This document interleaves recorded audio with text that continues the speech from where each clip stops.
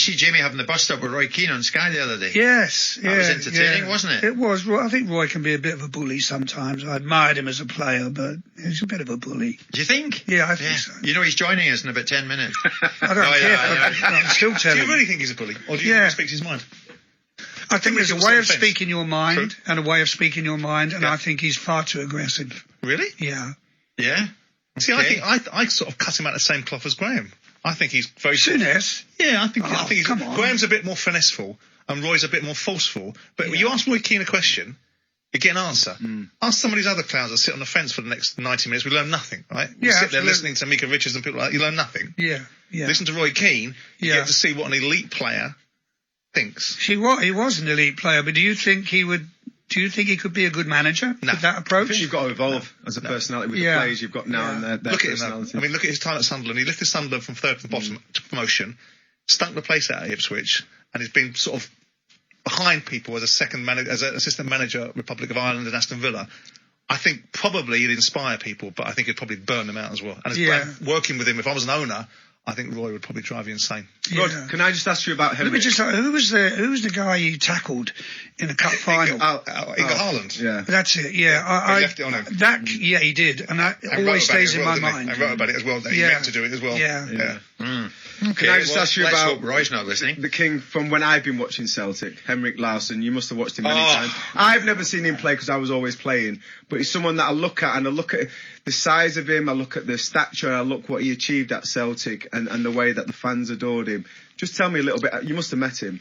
The only time I met him was when I went to get my knee operated on, and he was over in the States in the same hospital. Okay. But yeah, what a player he was. We've had some good ones. He got off to a rotten start.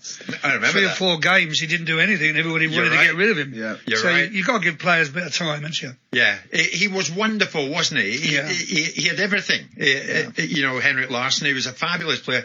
I mean, then a bit of Manchester United, then a bit of Barcelona. Yeah. I mean, my Longevity goodness. superb. What Just shows a what a career. great pro he was. He very hungry as well, wasn't he? Yeah. As a player, wanted to score goals, wanted to affect the game.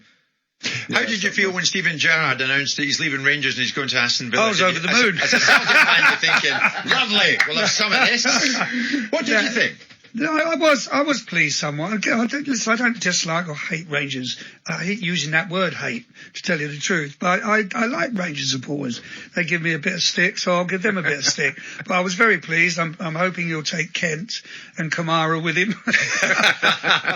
But you've still got a good side there. You know, I'm looking forward to January the 2nd, because that could decide the league title this year. That's at Celtic Park, isn't it? Yeah.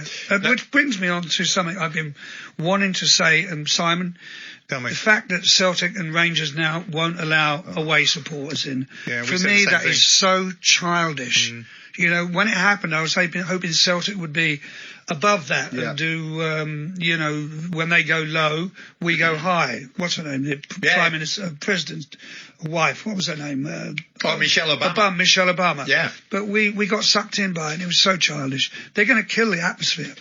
Roger, said that. you were up with me. You went to your first Old Firm game recently. I said it to the guy, Dominic Wright, who's now no longer the Celtic CEO, and I also Dominic Mackay. And I also said it to Douglas, and said, you know, this game is my first ever experience of the Old Firm. I've been waiting to see it and hear it. It's fantastic that this crowd has got this atmosphere, but it needs Celtic fans in there. Someone's got to rise above it. Someone's got to be the grown-up in the room, haven't they? Someone's got to be the bigger person. And I'm hoping...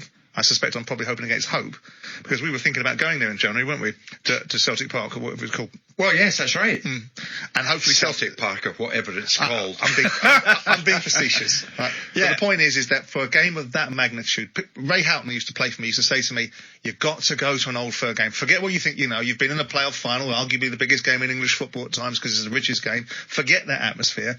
Go and see Celtic versus Rangers. So when I got to go and see it, fabulous, saw the heritage and the history, Ibrox, but didn't get the full experience of seeing the whole dynamic, because that's what it's about, isn't it? Yeah, I've seen dozens. It's just when one team scores and they all take the mickey out of Rangers supporters, or the Rangers supporters take the mickey, and the songs. Yeah. You know, I go up there, I always have 3 songs I've heard I haven't learnt yet. That's right. You know, but please, Celtic, come on, allow the away supporters in, the Rangers supporters in, I please. So that's a genuine plea this lunchtime, Rod, is it? Celtic Park, Celtic Rangers, January the 2nd. On this occasion, I don't know what it would be. What are we talking about? About 8,000 Rangers fans. Yeah. Celtic, let him in. Let him in. Let him in. And enhance the atmosphere. It's what the rivalry's all about, isn't it? And don't bash up our toilets if it does happen. I'll tell you what, the players want it as well. The players, if you've got just sign a little segment of fans and you go into the away rivals and you know you've got a group of fans there supporting you. Yeah, that's what you want. And I'm sure both sets of players want that when they go to the opposite. Of course they do. Rod, this man always wanted to play for Celtic, didn't you, Trev? I did, and we had a little chat outside, and I think from my mum's side, Michael O'Neill is related to me down the generations, but it's listen, I think if social media would have been about when I was kind of at City, coming towards the end of my time at Manchester City, I would have been able to put that message out there, but never quite happened, and it's something that I probably look back on a little bit in regret. What about Celtic now, Rod? We're going to hit another break and then we're going to go into some more music as we head towards 1 o'clock.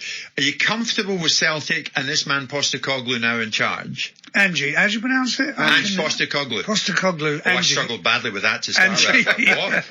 Live on Talk Sport. I'm hoping to say hello to him tomorrow night. I just hope I could just say hello to him and meet him before the game or after. You're hoping to say hello to him? Yeah, I'd love to. I think that could be arranged. Oh, okay, but I think he's wonderful. It's fast, attacking football. I want us to get nailed down and sign some of the players. You know, Carter Lewis, Jota, especially Jota. Carter Lewis has done well as well. Yeah, he's done. He's a Spurs player, isn't he? Yeah. Centre half. But Jota's done really well as well, and I think there's more, because he's got a slightly, obviously because he's worked in different areas of the world, he's got a different recruitment area, and he's bringing in some good players, so he knows what the level is. Yeah. And he's bringing in some good players who've hit the ground running, and hopefully there's a few more of them. I remember speaking to Kevin Muscat at the time, and he says he'll surprise people, don't doubt him. And Simon, you've employed Antipodeans. You think this guy cuts it? Yeah, I mean, they're strong characters, aren't they? They know what they mean, and they have the courage of their convictions. Obviously, I want Celtic to be competitive. I want them to be competitive in that league because I think it's good for Scottish football, and I think Rangers having the domination that they've had, or will have going forward. No, going forward, I meant. Still one in a row, you know that. I have my own words there. The idea that Rangers will have domination going forward is something that Celtic need to be able to. Yeah, exactly. Yeah. So we'll have to try and stop that one in a row. I know what I meant. You're in full swing now. How gutted were you, though, in all honesty, that Celtic didn't get the magic 10? Speechless. But the thing is, you could see it coming. You know, it was 20 odd points, so you can't cry about that. It wasn't like the last game and one goal went in and make it 2-1 for Rangers. It was a long, drawn out bit of torture, you know.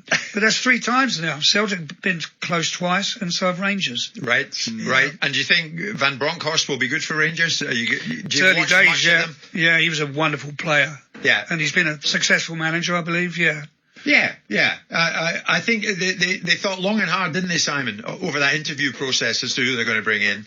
And when Van Bronckhorst was announced, I thought, I was underwhelmed by it. I don't think it's a particularly inspiring appointment. It's a change of direction for both clubs because, I spoke to Gordon Strachan about Postecoglou and he was very much in the camp, this guy can do it. Whereas a lot of people in Scotland were like, who? A lot of people said that 25 years ago about Arsene Wenger, so people need to open their eyes and their ears, right, and have a little look and see what happens first. But the idea that Gianni Van Bronckhorst, he doesn't fill Gerrard's shoes. Not that I'm a great advocate of Gerrard's, because I think he's still learning his trade. And the point I was going to make about Rangers, and I stumbled over my words, was that it looked with the decline of Celtic last year that potentially Rangers could start again and build again. Right? Yeah. And I'm pleased because when I saw the game at Ibrox, Celtic for me in the first half were the better side. Absolutely. And I looked at it and I thought, okay, good. I'm glad I'm seeing Celtic build. And this Australian guy, and having employed Australians, I like their character because they don't care. Yeah. And they won't listen to background noise. They'll get it right or they'll get it wrong, but they'll do one or the other. And they won't sit in the middle, which is what you want. So maybe going to meet him tomorrow night? Huh? You maybe meet him tomorrow night? Hopefully, I'd love to. And you're flying up tomorrow? Flying up tomorrow, yeah. And then straight back to Stansted? Straight back to Stansted. What a man you are. Sir Rod's in the building this lunchtime.